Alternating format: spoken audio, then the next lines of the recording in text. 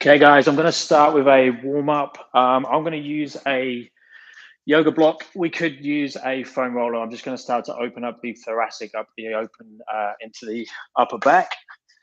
So I'm going to put the yoga block mid thoracic. So roughly where your bra strap is. Rosie, come out the way. So into that position. I'm just going to start to open up as much as I can here. Now, obviously, a yoga block is quite intense. And if you have a dog on you, it's way harder as well. Rosie, jump off. Jump off. This is not going to work. Jump off. Okay, so if the yoga block is too intense for your upper back, you can use a foam roller. But basically, we just want to open up their upper back into extension. So placing the arms above the head makes it a little bit harder. You can play around and just explore the back.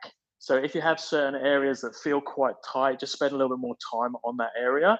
If you have areas that feel quite loose, try and avoid those places. So I prefer, if I'm a bit more mobile, to use the yoga block because you can be a little bit more specific on where it is and it's a little bit more intense in that position. Now, once we get into a comfortable position and it doesn't feel too bad, you can then add the legs in as well because we want to try and mimic the handstand position. So I'm going to straighten the legs.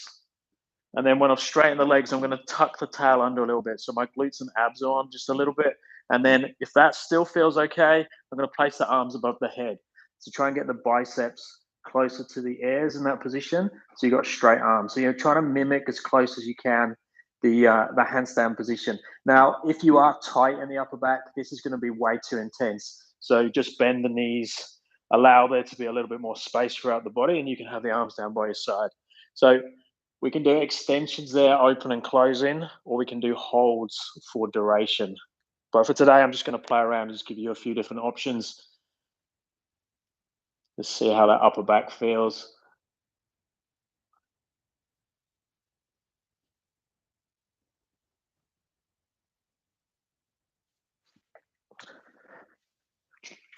Okay, from there, I'm going to go straight into a wrist prep. So with the wrists, I'm not a big fan of doing lots of different variations of wrist prep stuff. Basically, I'm trying to mimic the handstand position as much as I can. So I'm going to have index finger forwards turn out slightly, place the hands on the floor, push the floor away. And then when I'm doing my stretching, I'm trying to mimic the shoulder position as well. So the shoulder directly on top of the hands in that position, pushing down. And then I'm just going to start to explore the wrists. So slowly making the circle bigger and bigger.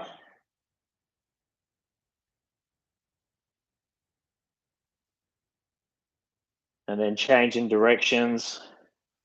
And again, just seeing how your wrists feel. If you got an area that is really painful, just slowly work around the area. Don't go directly to it.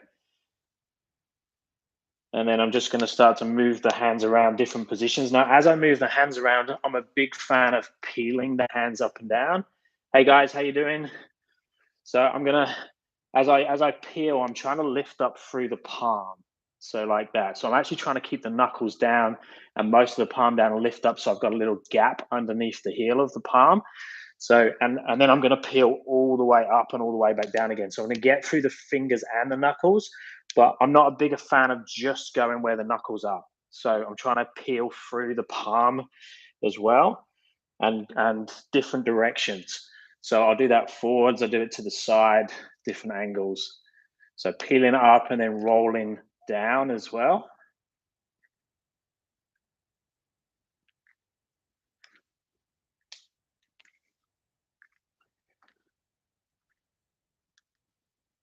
So all the way around, hands and wrists should start to feel a little bit happier now.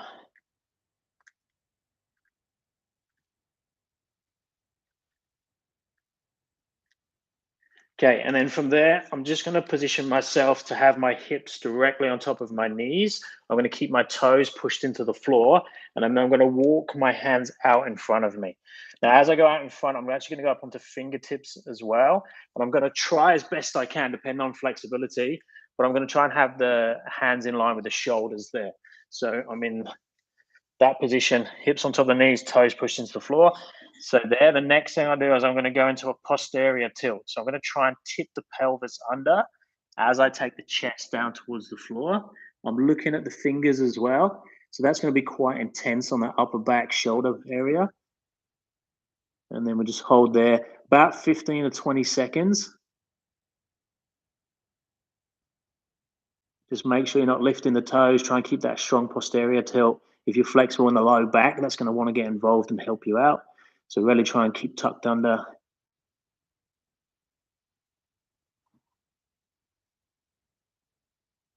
And then from there, slowly come back out. Now, if there's any questions as we go, just stick them down and I'll try and cover things. I'm going to do some balance work, and then I plan to do some press handstand movements as well, but we'll sort of go and see how it goes and see if we get anyone who has any specific questions you want to look at as we go. So now I'm going to start to load the hands. So I want to try and get the body ready to take all of my body weight into the handstand. So I'm just going to go with some simple arm balances, some different variations.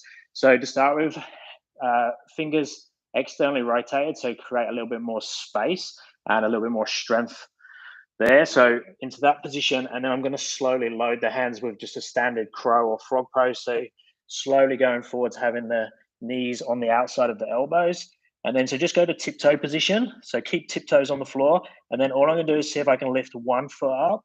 If that feels comfortable, I'm going to see if I can lift the other foot up and then bring the first foot back down again. And then just see if you can keep alternating like that with keeping the toes super light on the floor.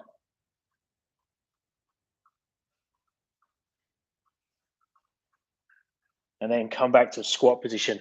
Now go for some transitions between those. So between the squat and the crow, lift the heels up now as high as you feel comfortable with, back down to the floor, back into the squat again. Then we can add a little bit of movement in front of the handstand as well, in front of the arm balance. So there, heels come up, and I'm going to start to tip down towards the floor, come back up, back to the squat again, and start to increase that range of motion as far as you feel comfortable with. So toes come off, head comes down towards the floor. If you can touch the head to the floor, all the way back.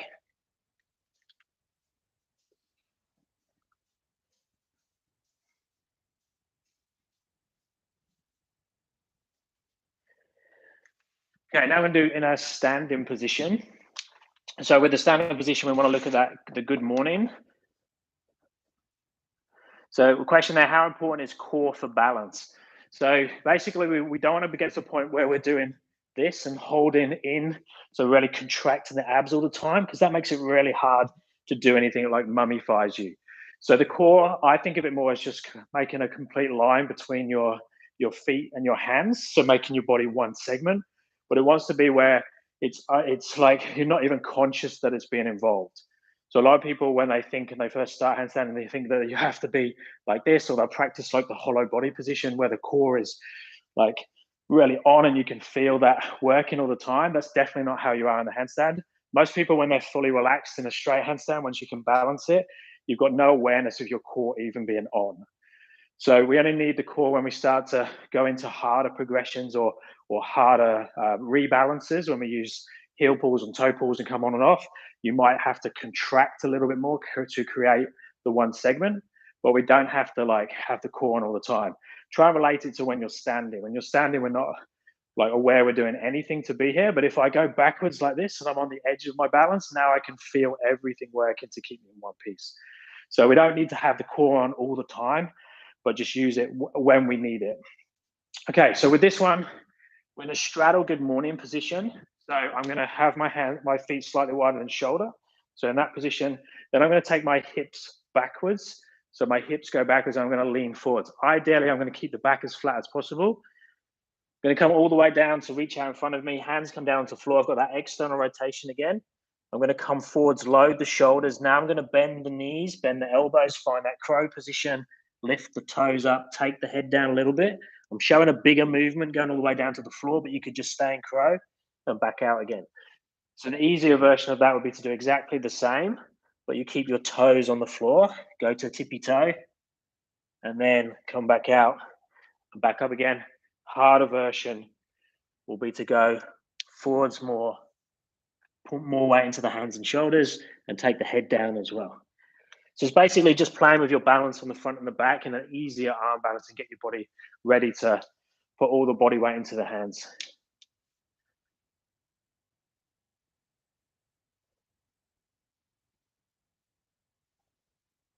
Yeah, we don't need to have that core on all the time for sure.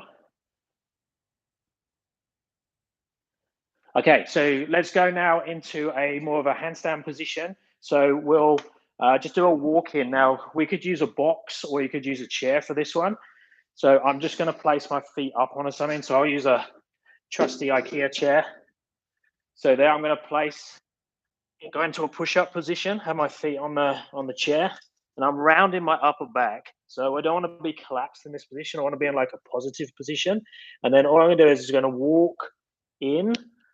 So very controlled with the walk and try and take your hip or try to take your shoulders underneath your hip there and open up. Now there is a bit of a flexibility demand there, but I'm pushing the floor away and keeping the hips up nice and high. I've got the doorbell going off. And then back to that position again. My wife's got the Christmas tunes on the doorbell. Can you believe that already? So in that position, then repeat the same thing again. So up to there and then back down again. Now you can do that with your feet on the wall. You can go onto a box. You can go at different heights.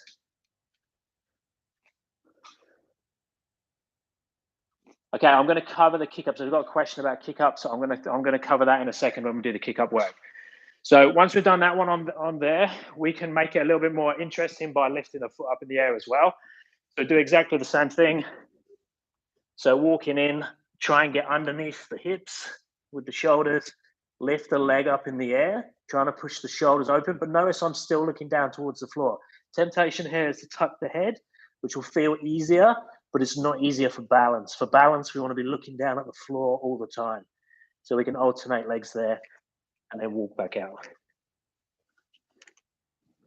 Okay, in between, let's have a little rest. So open the hips up, and I can answer any other questions as well. So with this position, if you're a bit tighter in the straddle, I'm going to use a cushion or cushions. So you could raise your feet or raise your hips quite high up. So I'm just going to sit in that position, open into straddle like that. Now in this position, I'm trying to keep a flatter back there. And then I'm going to try and lean forwards as far as I can and then come back again. So just doing some straddle good mornings, but in a seated position. So trying to keep the low back flat. Open and close.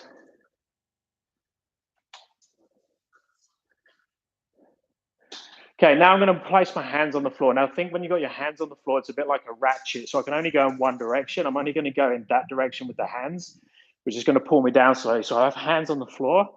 I'm going to walk the hand forwards. And then I'm going to walk the hands forwards again and just keep doing that process. So it's taking me in that direction, only that direction. Now, if I get to a point where I start to get stuck, I'm just going to stay there, take some deep breaths, and then go out again a little bit further.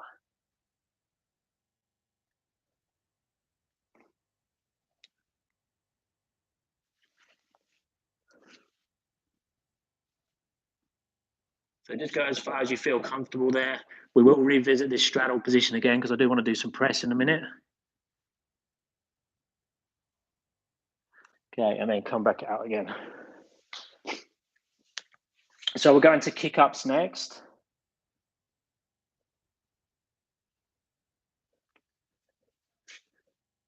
Okay, so for kick ups, we want to have a look at our position before we go into anything. So in terms of our setup. So when we set up for entries to handstand, I like to have a consistency in position of the hands, position of the shoulder, our focal point. So they're really, really important. So I recommend that everyone does the kick ups against the wall to start with, even if you're starting to work some freestanding. Let's go all the way back so you can see.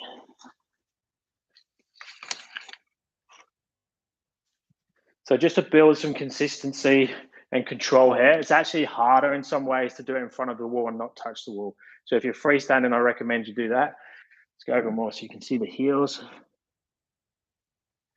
Okay, so I'm gonna have my hands shoulder width apart. Now, if you are much tighter in the shoulders, you might want to go a little bit wider. And I do recommend that people have a slight external rotation just to create a bit more space. So place the hands down on the floor. I'm roughly a hand space away from the wall. So their shoulders on top of the hands. So, and then I'm looking down between my index fingers. I'm going to pick a focal point on the floor and I'm going to keep looking at that the whole time. My shoulder position on top of the hands is going to stay exactly the same, whether I just do a kick and come back down again. See how the shoulder stays in place? Or if I go all the way up to freestand in, my shoulder stays on top of my hands. When I come back down, the shoulder, the focal point all stays the same. So that's something you'll see, even people that are freestanding, you'll see a lot of inconsistency in their shoulder position, their focal position, their hand position. So I'd recommend that you find one that's comfortable for you and then just repeat that and do reps and reps there, making sure that when you, at the start of the kick, during the kick, and when you're in the handstand, there's no change in position. Because you'll see this happen a lot, is you'll do that, the shoulder goes all the way over to there, now I kick from there, now I go back to here, and then I end up the head going into the wall. So whatever variation you're doing of the kick up in terms of what level, whether it's against the wall, whether it's freestanding, just do a few kick ups and see what you do. Try and observe yourself. Look at the hand position, look at the width, look where the shoulders are, look where the focal point is at the start, the finish, and during the kick up. Now, in terms of levels, the one I would teach to start with, if you're learning, is the leading leg, kiss the wall, come back down again. Once you've got that, all we're going to do is start to take the foot higher and higher up the wall, which will eventually pull the second foot up. So if I'm there, then I go a little bit higher and then all the way up. And that just leads up that second leg. So I'm in that position. And I recommend that you do 5 to 10 reps of your kick ups, whatever level you are, and see if you can catch all of them in the same way. So if it's kissing the wall or not. So that's how I'd set the kick up. So in terms of the shape for the easiest kick up, that's what I would do, is just kick that up. Because what we want to be leading to is our straight handstand position. Because once we've got our straight handstand position, that's our home position number one, where all our other movements come, like start and finish from. Excuse me.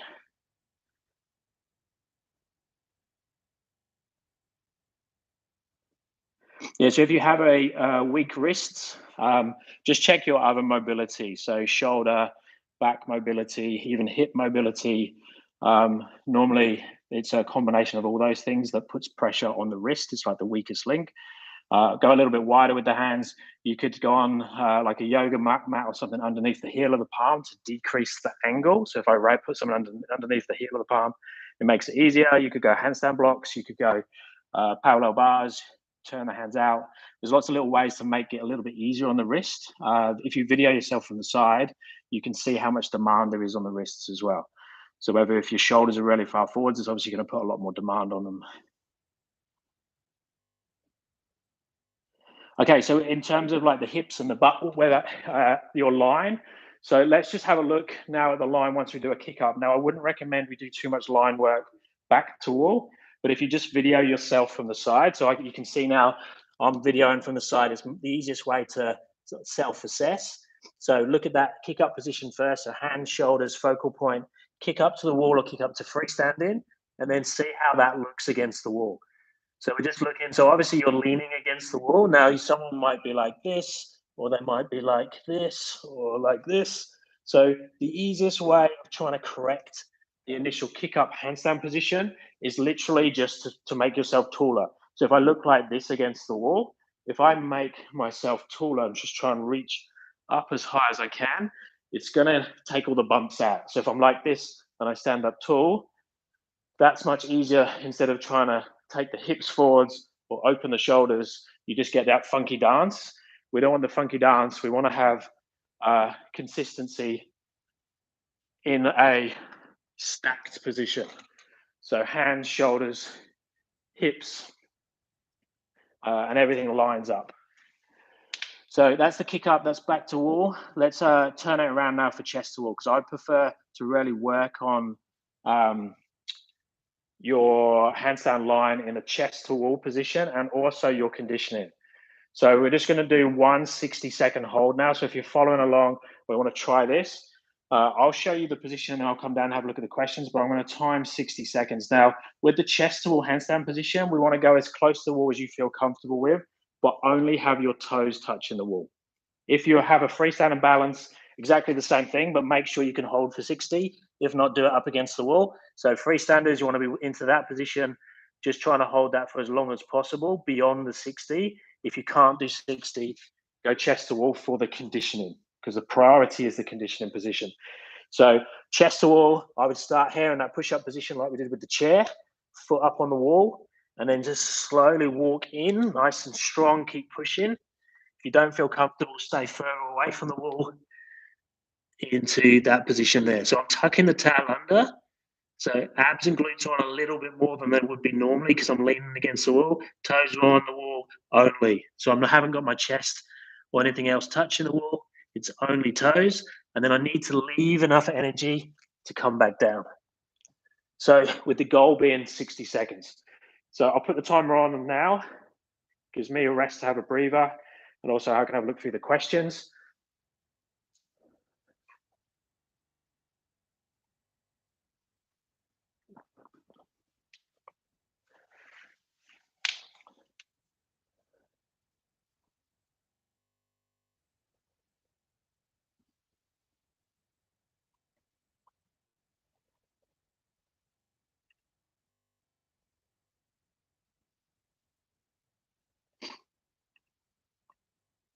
Guys, unfortunately, I only speak English. So if you can put anything into English for a translator or something, because it doesn't give me the option to translate here. So I can't give you any feedback if it's in a different language, unfortunately. How would you overcome mental blocks in general? I can kick up easily, correctly near the wall, but doing it freestanding, I don't get into a handstand with bad form in terms of shoulders. Yeah, that's really, really common. So it's building confidence there. You've just got to find a way of you spending time more in the freestanding. I'm a big fan of doing like the wall drill and then quickly walking over and doing some freestanding and then back to the wall again. So trying to get them like back to back as much as possible. And also find someone you're comfortable to spot you, so they can still, you're still doing freestanding, but you've got the safety of someone spotting you. That normally can sort out that shoulder position.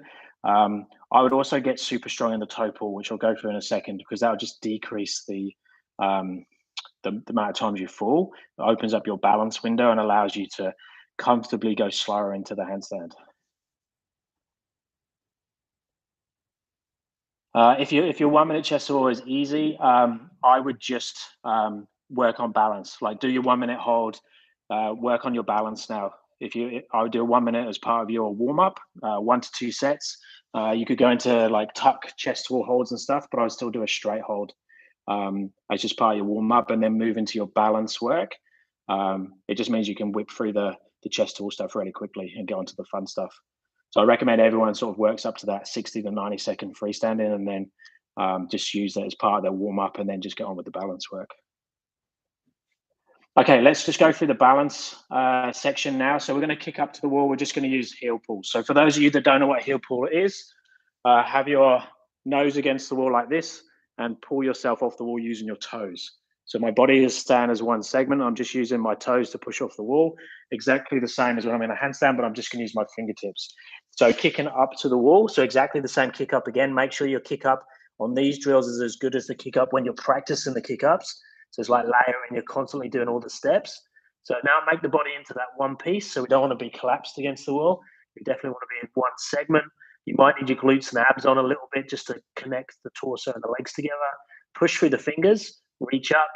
Ideally, the heels will come off the wall there. It might be challenging, and then relax the fingers and go back to the wall. To start with, it's probably just going to look like this. So your heels are going to flutter off the wall. As you get stronger with it, you'll be able to hold into that handstand for 2 or 3 seconds before relaxing the fingers and going back. If you're finding that really easy, kick up to a straight handstand off the wall and then choose to go to the wall and come back again. So I can do it here where I'll kick up to handstand. Now I'm going to relax the fingers, relax the body a little bit. Heels are going to touch the wall and then pull back off to my handstand. So that's a much harder version of the heel pull drill. So have a little go with that. Let me know if you have any questions specifically on that. These are like the basic drills that everyone teaches, everyone uses for handstand practice. So we do chest to wall handstand for holds, and we do heel pulls, so back to wall, how you control the overbalance. And then we're going to turn around and do toe pulls, how we control the underbalance. Okay, what we got? When should you try handstand on wooden push-up bars? That's totally up to you. Depends what your goals are. Some people never need to go there. I'm a big fan of using lots of different things. I like using the wooden handstand blocks. P bars are good, especially if you're going to like combine it with other movements, and especially if you want to give your wrist a rest, because with the P bars, the wooden bars, your wrist is more in that position instead of that position. So it gives it a nice break to be in that position. And also a slightly different balance because you're doing that to balance instead of that. So it's just a variation. Just try and be consistent with your practice and then add in some other things on top instead of changing your practice all the time dramatically, because it's harder for your body to learn. Okay, when squeezing the floor to correct overbalance, how much should my fingers be working? Should I be squeezing as much as possible, or am I doing it too much?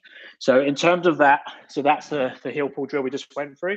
So if I go very close to the wall here like this, and then use the toes, so thinking a handstand, it'll be the fingers to come off the wall, I'm doing nothing with my toes there because I'm so close to the wall. Now if I come here, now I'm having to really push hard through the toes to pull off. So if I was on the handstand, I'll be pushing really hard with the fingertips to pull off. So that's one way, is just the distance away from the wall is going to dictate how hard you push through the fingers. The other thing that changes a lot is because the body position isn't staying as one. So what I mean by that is if I'm in this position and instead of keeping the body as one segment, I do this with my hips move. Now I've got to push even harder with my fingers to pull away from the wall because the body doesn't stay as one. And the other thing that could happen in a handstand is that your body collapses this direction. So if it collapses towards the wall, now I'm pushing my fingers it's really hard to come off the wall because I've sort of collapsed against the wall. I'm leaning on the wall too much. So I'm having to really push with the fingers. So you need to self-assess. So video yourself from the side and also just try and feel what's happening with your body position. And does it make sense to how hard you're pushing with your fingers?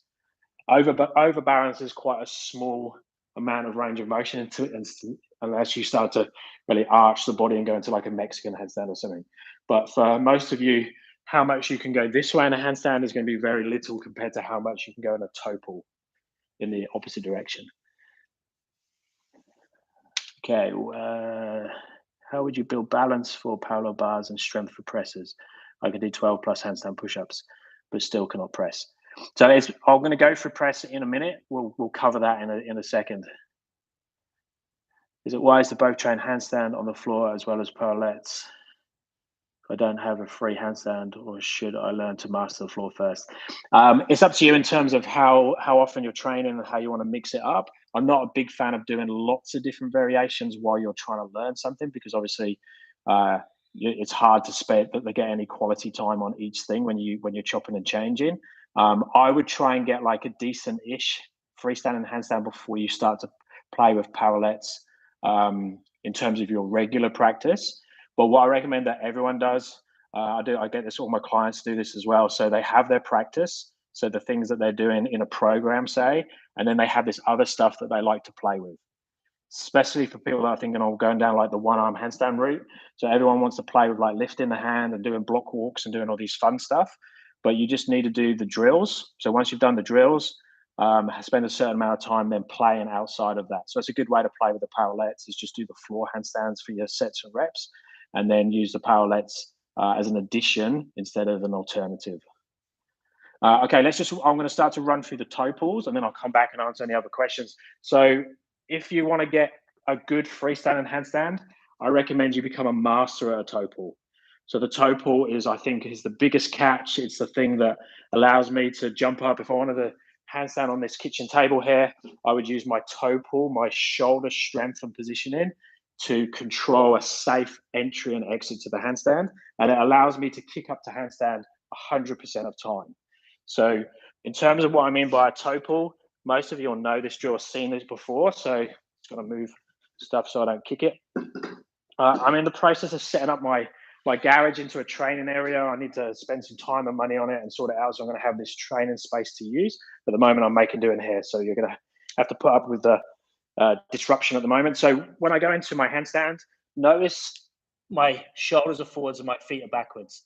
So this positioning here is what we want to learn with the toe pull. See how much range of motion I have there? So the toe pull is going to give us that control in the handstand and allow us to always catch. You'll see some people will bend the elbows as well in that position. It's the same thing. We're controlling the underbalance. Overbalance is really hard to control because we're like falling over the top. It's like I'm this way, I can bend my knees, it's like closing the shoulders, and I can go back this way a long way. But this way, I'm going to fall. So we only have a small amount of balance, overbalance. We want to work the underbalance more. So how we learn that against the wall is we just walk up. Now this can be scary to start with. So if you need to have someone to spot you, so in that position, so there's the chest to wall handstand. So that's why we need this as our base. We've got that strong chest to wall position, and then notice what happens to my shoulders. My shoulders come in front of my hands slowly. My toes slide down to the wall until I've got so much weight in front that my toes come off, and then I push up into a handstand, and then I go back to the wall again with the fingertips.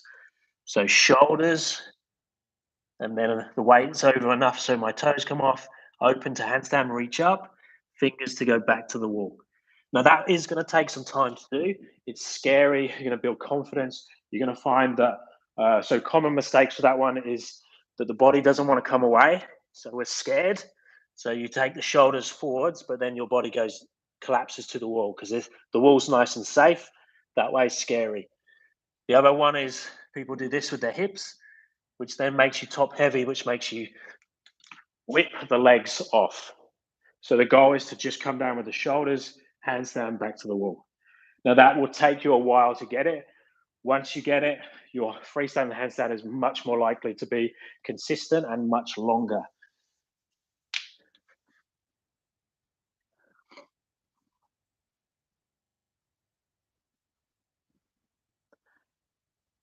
So where do we need to engage to keep the body as one? So that's very specific to the individual.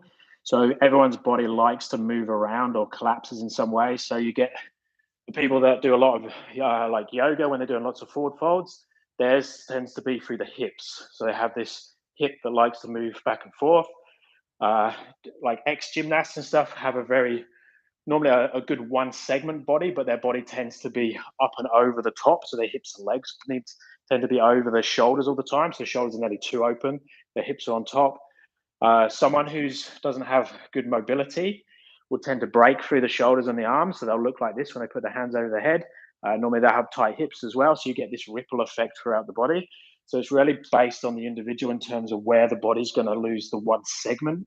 But also remember, the one segment doesn't need to look like this. The one segment could look like that. That's why people like a stag position, for example, this type of handstand, the wall's not in the way. So that type of position, a lot of people get a long handstand here to start with when they're learning in that stag because it gives the body an out. So in terms of, this is demanding from a flexibility point of view, but if I relax but make the body one piece, it's actually easier to hold. So don't think you have to look like an arrow, especially if you can't achieve an arrow. It's just going to use up too much energy trying to get into it. So be realistic with your mobility. If you're in a slight banana, it might be a better position for you to keep the body as one segment. So don't try and do something that your body can't allow you to do mobility-wise yet. Okay, how do you gain the control over the legs? So to move them while in a handstand. So if we do things like the toe pull or make the shoulder and the arms and the hands the controller of the handstand, it actually doesn't matter what the legs do. Now, this is really important for those learning the two-arm handstand and also people on the pointy end learning the one-arm handstand. It's exactly the same. You need full control of the handstand, ideally in the hands, if not the elbows and the shoulders, and not the legs. But most people, when they start to learn to handstand, they try and balance like this. So, like if you've had too much to drink and you're balancing with your shoulders, you're constantly going to be like this. But if we're sober, our hips, our knees, and our feet are balancing us. It doesn't matter what I do with my legs, I don't fall over. The same in the handstand. If I can control the handstand here with the shoulders, so if I'm controlling with the shoulders and the arms, it doesn't matter what my legs do, they're not controlling me. So we need to go do all the exercises to get the hands, elbows, shoulders to do the balance, and then the legs in some ways can just be forgotten about, and we can start to move them into cool positions.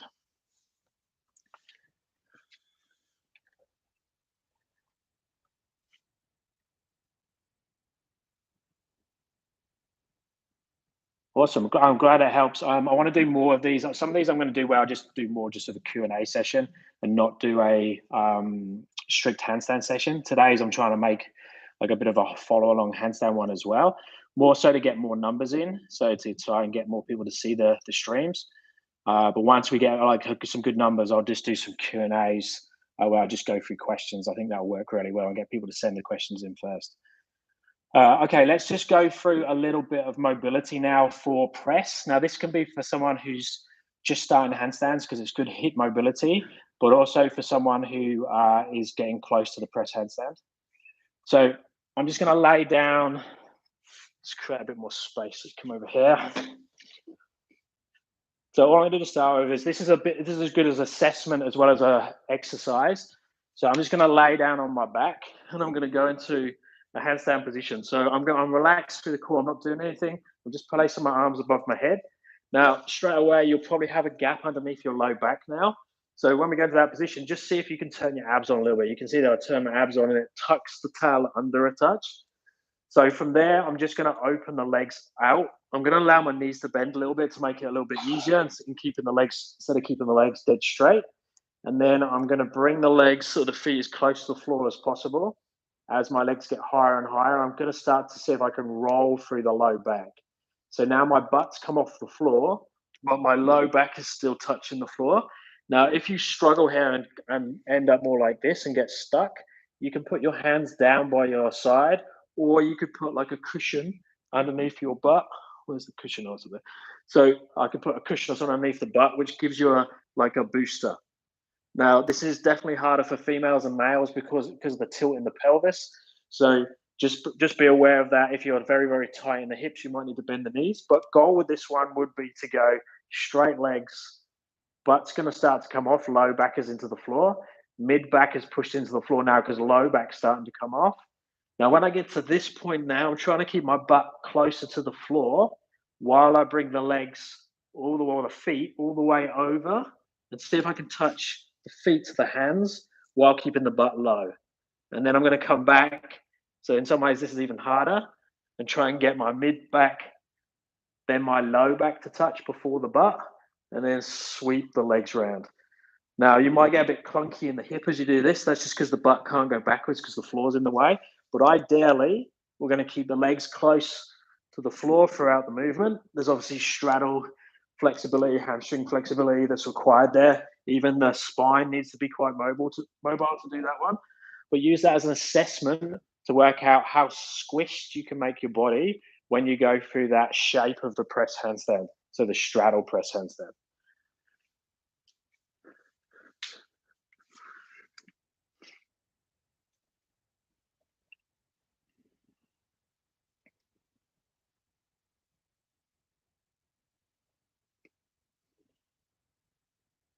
Yeah, so in terms of building shoulder strength, so I personally do very little, if not any, upper body dumbbell barbell work. I use weights occasionally for legs, and I've done a couple of videos recently where I look at my overhead pushing strength. So I don't really do much at the moment. However, I spent most of my initial training period, I didn't do any of this like calisthenics training. I done standard like bodybuilding strength training with weights. So I've always done lots of in the past. I always done lots of bench press, dumbbell presses, overhead presses, and stuff like that. And because I've got quite short arms and I'm quite short, I was naturally strong in pushing. So that's why I love the handstand push-ups and can bang out lots of reps because I have that initial strength. So I do recommend that if people feel like they're weak in the upper body pushing movements, in the shoulders, in the arms, that they do add in at least one strength session a week where they're doing some traditional like 5x5 standing overhead press, dumbbell overhead press work. I wouldn't do too much bench press. I think there's other exercises that would probably relate more to the calisthenics, more to the handstand strength work. So I would do some like overhead pressing with barbells and dumbbells standing probably once a week. But it obviously depends. You've got to assess yourself and see where your strengths and weaknesses are. A lot of people think they're not strong enough for the handstand push-up because they're in the wrong position. If you're in the wrong position for the handstand push-up, it will feel impossible. The reason I can do like 10 plus handstand push-ups is because I'm in the sweet spot. Obviously, I had done lots of reps and I've got some strength there, but I'm in the sweet spot the whole time, and I'm learning how overbalance helps me to do the handstand push-up.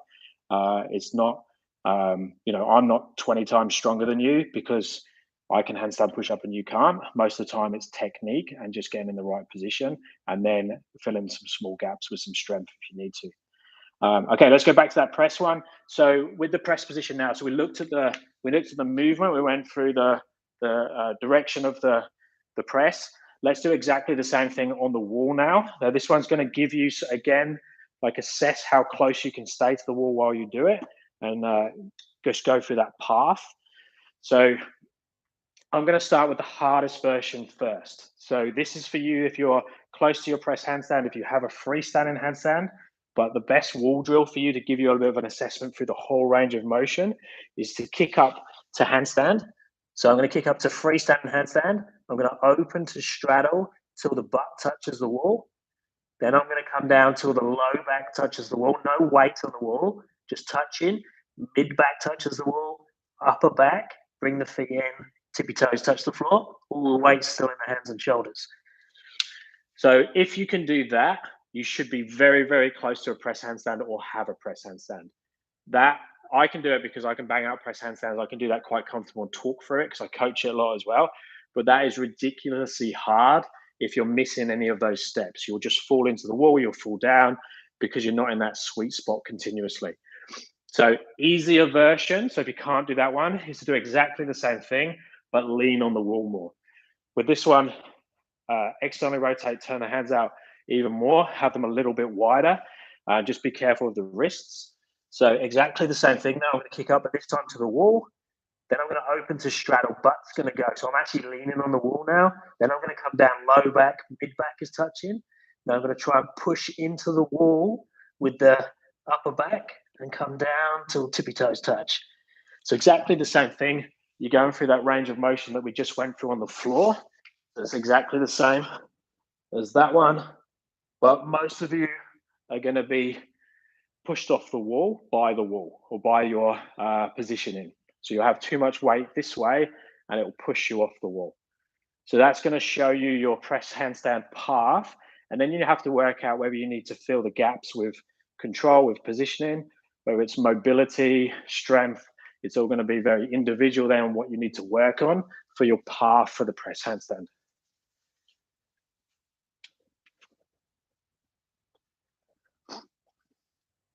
What strength would you recommend to build shoulder strength? We've done that one, haven't we? Wish I had time to watch and ask questions. I will try around the next stream. Thanks again. Yeah, cool. I understand the hardest thing we're doing these live ones is time zones.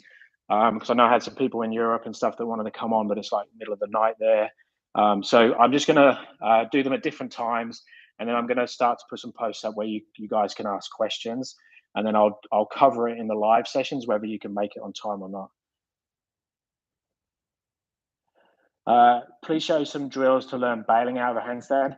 So bailing is really, really hard to practice because it's very hard to intentionally fall. Because if you intentionally fall, you're actually not falling.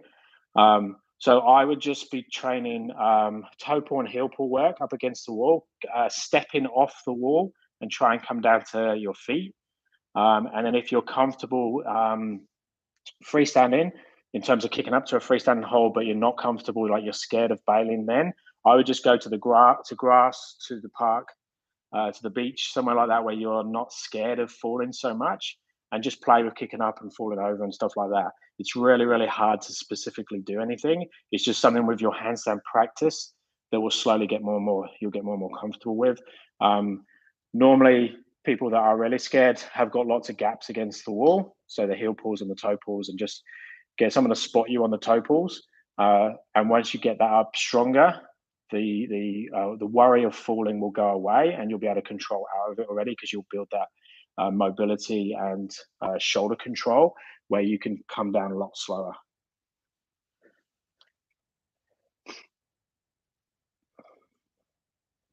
So less hip mobility for the straddle exercise means more wrist mobility. It could do. I would prefer to work on the hip positioning or the leg positioning to allow you to get into a happier place so your wrists aren't taking the stress. I wouldn't do anything that knowingly puts lots and lots of stress on the wrist. I would try and correct it with body positioning. So with that exercise we just done on the floor, you could go into a straddle position, but go for a frog. So if I'm in this position, so if my straddle just goes up in the air and I can't get my butt off the floor, if I go more froggy, so if I bend the knees, so I'm more into like that position and then come up, it's much easier to roll up and down, and I can keep my weight into the floor easier. So when I do that up against the wall, it's much easier to sort the hips out, and I don't need to be so far away from the wall as I would do in a straddle position. So if I come into my handstand now, this comes down and I come into more of a frog. See, I can come down slowly again, and my hand is still not far away from the wall. I haven't had to put my hands out of there because I'm like frogging the legs down, helps the back roll down, and demands less flexibility.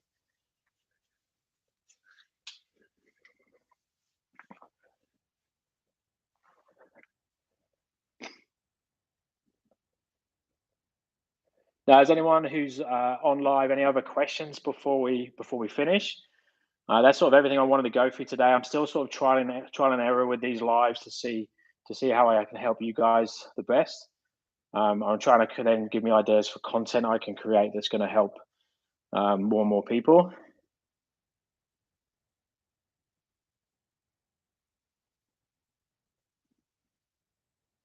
Is there an easier entry for handstand apart from kick up? Normally, kick up is the easiest way for most people. Jumping is the other one that's occasionally someone can get easier than a kick up. So a jump, basically with the jump positions, we could probably do a whole live just on jumps. So shoulders are on top of the hands, and then all I do is bunny hop up and come back down again. Notice my focal position, my shoulder position, and my hands all stay exactly the same when I jump. And I'm just trying to jump the hip on top of the shoulders and then the feet on top of the hips until I can get all the way up. So you can literally just try that. Try and keep the shoulders in place. What you'll find when you do that is your shoulders will move. So your hands will be there. And when you jump, your shoulders will go back and forth. And it'll make you feel really weak and really scared to jump on top of your shoulders because you're basically moving your base around when you're trying to jump on it. And that makes it really, really hard, or you just won't feel safe to jump on top.